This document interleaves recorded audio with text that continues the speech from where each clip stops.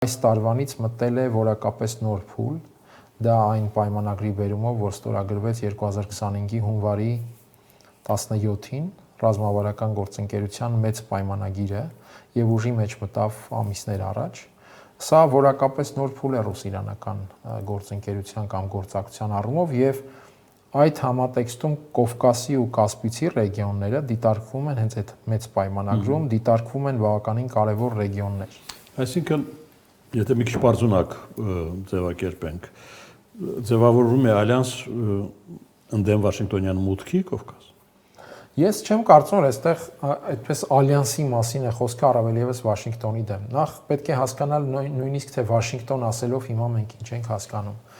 որովհետեւ կա Թրամփը իր աշխատակազմով, բայց ակնհայտ է նաեւ, որ Թրամփի այդ վարչակազմը դեռևս ինստիտուցիոնալ ամբողջությամբ չի տիրապետում Միացյալ Նահանգների ընթացքին եւ տրամաբանությանը։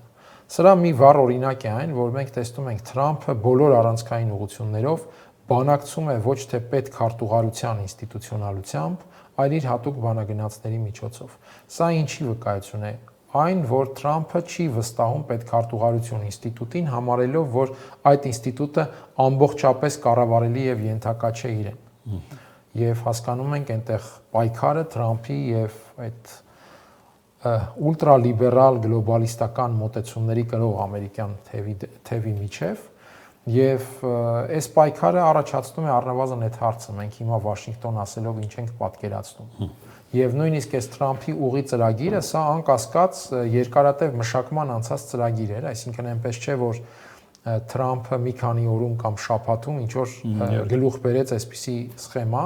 Ես ուզում եմ հիշեցնել, որ 24 թվականին բավական ակտիվ էր process-ը եւ Միացյալ Նահանգների պատվիրակություններ շատ հաճախ գալիս էին եւ այդ արտապատվիրակման գաղափարը շրջանառության մեջ դրվեց հենց այդ ժամանակից,